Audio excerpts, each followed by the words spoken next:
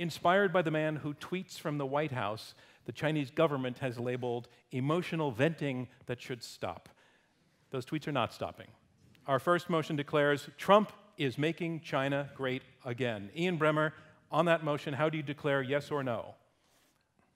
You're a no. I'm a no.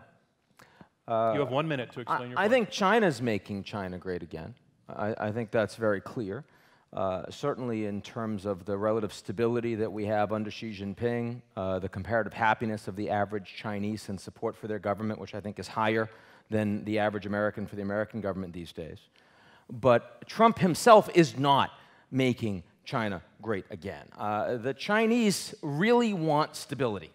And there's no question it's true that because the Americans are leaving the Trans-Pacific Partnership and the Americans are leaving the Paris Climate Accord, that creates some space for China.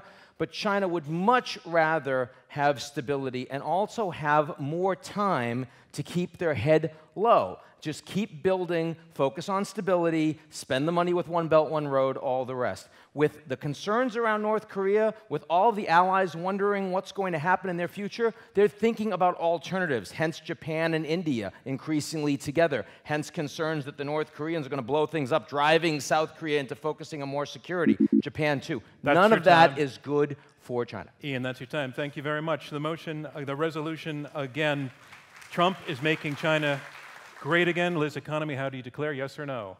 I am also a no, but for very different reasons. I think that this is a popular notion that is fundamentally flawed. President Trump may be crippling U.S. prestige and influence globally, may be diminishing U.S. greatness, but this doesn't make China great. Greatness is not a zero-sum game. There's not a definable quantity of greatness that can shift from one country to another. It's not like U.S. greatness goes down and Chinese greatness goes up. Greatness has to be earned. As Winston Churchill said, the price of greatness is responsibility. And that means that China needs to be able to look beyond its narrow self-interest to embrace and address the needs of others. It needs to be ready to step up to the plate, to forge an international agreement when you're faced with a global threat or a global challenge. Thus far, we haven't seen China do much of this. So President Trump can't make China great again. Only China can make it great again, but thus far China hasn't done that.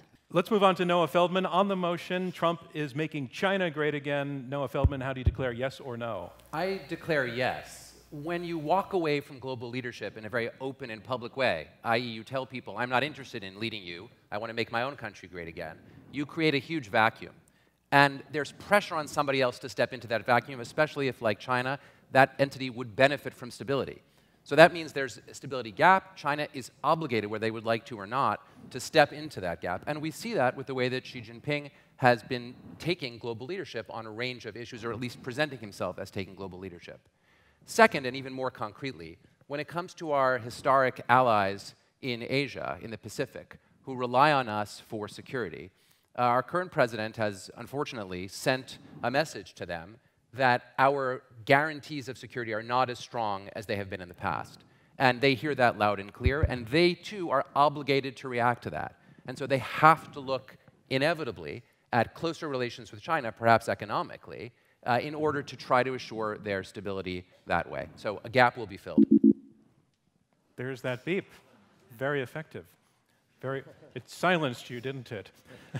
No. David Shamba, on the motion, Trump is making China great again. How do you declare, yes or no? I'm also a no. This is a long-term project for the Chinese, a 200-year project, really, or since the 1870s is when they began their effort to rejuvenate themselves after a couple hundred bad years. They call the centuries of shame and humiliation. But greatness, I would just note, is measured not just by capabilities, but by attraction, and whether others seek to emulate you. This is Joseph Nye's concept of soft power, of course. So I would look at China and ask, is China a model for others? And I find that it is not a model for others. It's a sui generis country, very much out for itself. The question is, if you're going to be a great power, you have to be magnanimous, amongst other things. And it's an open question whether China can be magnanimous. Thank you, and time is up. All right, now we're going to chat for about 14 to 15 minutes on this. We have 3 no's and 1 yes. Noah Feldman, as the yes, you're going to find yourself probably getting a little bit more time than the others because you'll be in a responsive position. But I want to take to you the question that all 3 of your now opponents in this particular round take the position that greatness is something, as Liz Economy said, needs to be earned, and David Shambaugh said greatness is something that is signaled when there are attempts to emulate it, and there's very little attempt to emulate China. Therefore, there's no greatness even in play here, whether Trump's involved or not. Can you take that on? Yeah, I mean, sometimes Shakespeare put it best, this is one of those examples. Some are born great, some achieve greatness, some have greatness thrust upon them.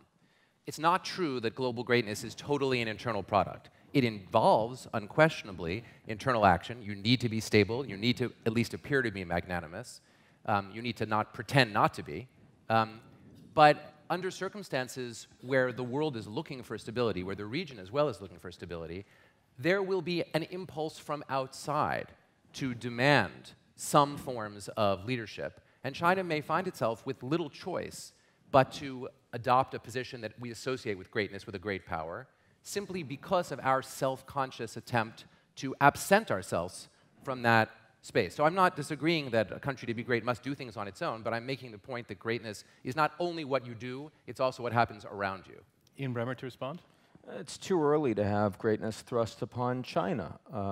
America remains the world's only superpower. China's not close. Economically, certainly they have cash and they're spending it and they can direct it. But in terms of their diplomatic capabilities, you watch them in the G20 when they're kind of sitting by themselves and everyone else knows each other, not even close. You talk about their military capabilities, they're at best a regional power. You talk about their technological capabilities, they're investing, they will get there over the long term, I believe, but they are not there yet. Anyone that saw Xi Jinping giving the big keynote at Davos this last year, where he was the one saying, we support free trade and globalization, the people in the audience were like, well, that's new, but it doesn't in any way reflect the China we know that doesn't have rule of law, that doesn't actually have an independent judiciary, and that doesn't actually practice what they preach. So this is a very serious problem, and I would argue that, yes, Shakespeare's correct if you're actually the man with the plan and just waiting, and there it is. This is far too early for China to have greatness. Liz Economy. Yeah, let me just point out that if we look back pre-Trump, to China's reaction to the Ebola crisis or even to global climate change. It did not step up to the plate. It had to be cajoled. It had to be berated into doing more. We look now, post-Trump, and see that when the U.S. stepped back in the face of the Muslim refugee crisis, Canada stepped up, Germany stepped up, but China was nowhere to be seen. So it's not as though China has the opportunity now. There are many opportunities for China to step up, but what we see is that other countries are stepping into the breach. Other countries are being the responsible powers, the great powers, to some respect. It's not China. All right, I'm going to go to Noah and then come to you, David, so Noah to respond to some of what you've heard since your position's being hit. Well, I don't disagree that it's too soon, as Ian says, but sometimes a country is not completely prepared for the stance that it's nevertheless obligated to take on. Arguably, World War I was too soon for the United States to have to get involved in Europe to try to resolve the war towards its end, but there was little choice but to do so. And so I think great power status can be achieved slowly, and it can be achieved step by step. Was the United States a great power after World War I? I mean, in some sense, we as Americans imagine that the answer must be yes, but globally, arguably, that wasn't yet true. Maybe they were a regional power. Our economy was not well developed. Were we a world leader with respect to humanitarianism at the time? No. Were we anywhere close to Britain? No. But we were on a trajectory that led us into a position of greatness. Again, not entirely of our own choosing, although partly of our own choosing. And so, to Liz's points, I agree that it will be issue by issue. I agree that China will not follow our playbook for what a great country is. They will follow their own playbook for what that is, and they will do it on a slower and I think more openly self-interested basis. Let me bring in David Shambaugh. And David, to a degree, Noah is arguing that vacuums have been created by the Trump administration withdrawal from, say, TPP, on Paris Accords. Ian has already quoted the Chinese president at Davos talking about we are going to lead on free trade. Are those things relatively meaningless in terms of China having an opportunity to move into the position of greatness? Vacuums can perhaps offer opportunities for them to be filled. Nature abhors vacuums, I think it said. China is filling the vacuum in Southeast Asia. But again, I come back to my point about greatness. Greatness, to me, has to do with influence. It's not just based on a country's capabilities. And Ian has already indicated where China is what I used to call a partial power in one of my books. It's not there yet, except in the economic side. It's a work in progress, and it's going to be some time before they reach that. But my real point is, are others gravitating towards China because they wish to emulate China, or they simply wish to benefit from China's economic largesse? Okay, that's different. Nobody seems to be queuing up to model their political systems on China's political systems. As Liz just said, diplomatically, the Chinese are not in the middle of any crisis voluntarily. They're thrust into it, as we see with North Korea right now. But if you're a great power, you get in the middle of difficult situations. You forge coalitions. You bring others together. You lead. China puts its head in the sand and hides whenever there's a crisis. Ian Bremmer, you want to join in? Yeah, I mean, I think that Noah's point that greatness is being thrust upon China in Southeast Asia, to the extent that it's happening anywhere, it probably is happening there. But in Japan, which is, arguably strategically more important than Southeast Asia, actually Abe's first trip after Trump was elected, he was the first guy to come in and see him, even before he was president. And this was because Abe was concerned that if the Americans were slipping, they needed to double down and make sure that they had a strong security relationship with the U.S., even after the Americans pulled out of TPP.